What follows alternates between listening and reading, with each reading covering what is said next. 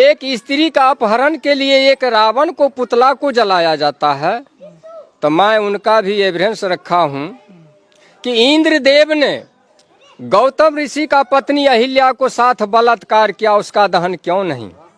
राजा पांडु ने माधुरी के साथ बलात्कार किया, उसका दहन क्यों नहीं? ऋषि पाराशर ने केवट के बेटी सतवती को भगा कर ले गया और उसके साथ बलात्कार किया, उसका दहन क्यों नहीं? बृहस्पति के पत्नी तारा को बनमंती चंद्र ने अपहरण कर बलात्कार किया, उसका दहन क्यों नहीं? ब्रह्मा ने अपना पुत्री सरस्वती के साथ बलात्कार किया, उससे बेटी पैदा किया, उसका दहन क्यों नहीं? और इतना ही नहीं, राजा नरक के रानिया के साथ में कृष्ण ने जबरदस्ती दुर्व्यवहार किया, उसका दहन क्यों नहीं? और स्वयं के बहन सबोदरा के साथ कृष्ण ने जबरदस्ती दुर्व्यवहार किया, उसका भी तो दहन होना चाहिए।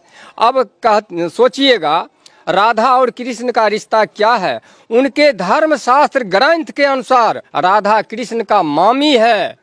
अगर कोई भांजा मामी के साथ रंगरलियां मनाएगा तो कोई छोड़ेगा? और इतना ही नहीं, महाभारत में भीष्म पितामह ने 3 लड़कियों को अपहरण कर बलात्कार किया, अम्बा, अम्बे, अम्बालिका। और इतना ही नहीं, रामचरित्र मानस के सुंदर कांड के पृष्ठ नंबर 58 पन्ना उलट करके अभी देख लीजिए, ये क्यों लिखा?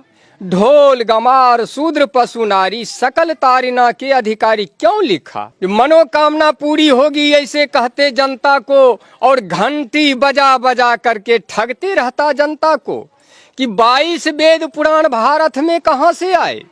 क्या ऊपर से आसमान ने टपकाए? नहीं गिरे वेद पुराण अमेरिका रूस जापान में, और वेद पुराण टपके इस भारत में तो ये अंटीना वाले को मकान में। कि वीरों के वीर हनुमान यहाँ फिर स्वर्ण पदक के लाले क्यों?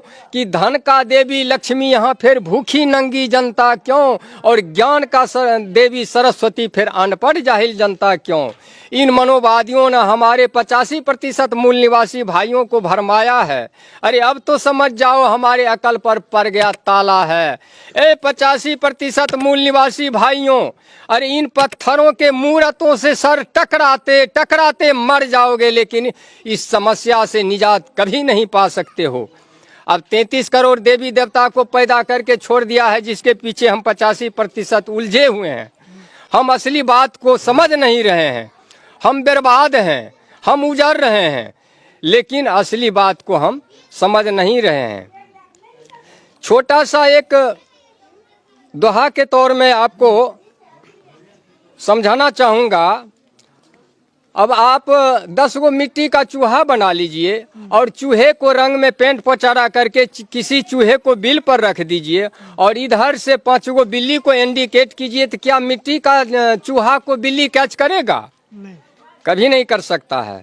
10 गो मिट्टी का खरगोश बना लीजिए और खरगोश के रंग में पेंट पोचारा करके किसी झाड़ी में छुपा दें, और इधर से 10 गो कुत्ता को इंडिकेट करें, क्या मिट्टी का खरगोश का कुत्ता कैच करेगा? कभी नहीं कर सकता है। हम इतना ग्रेजुएट होते हुए मानव, पढ़े लिखे, डॉक्टर, वकील, इंजीनियर, प्रोफेसर, जज, कलेक्टर, IAS, APS हो करके भी हम माटी के हनुमान, शिव शंकर, दुर्गा, काली, पार्वती, लक्ष्मी, सरस्वती, गणेश बना करके रंग पेंट पोचारा करके लंगोटा साया साड़ी ब्लाउज पहरा करके कल जोड़ करके गिराते हैं, हनुमान हम पे कृपा करो। क्या हनुमान के पास में बैंक बैलेंस है जो आपको 10-20 हजार रुपया से मदद कर देगा? क्या लक्ष्मी, सरस्वती, काली के पास में लाइन प्रॉपर्टी है जो 10-20 बीघा जमीन को रजिस्ट्री कर देगा? इसका मतलब हम असल नकल को पहचान करने में हम उस कुत्ता और बिल्ली से भी गए गुजरे मानव हैं। साथियों, इस बात को समझना होगा। जब तक नहीं हमारा ये 85% आदमी समझेगा, तब तक ये समस्या में उलझे रह जाएंगे।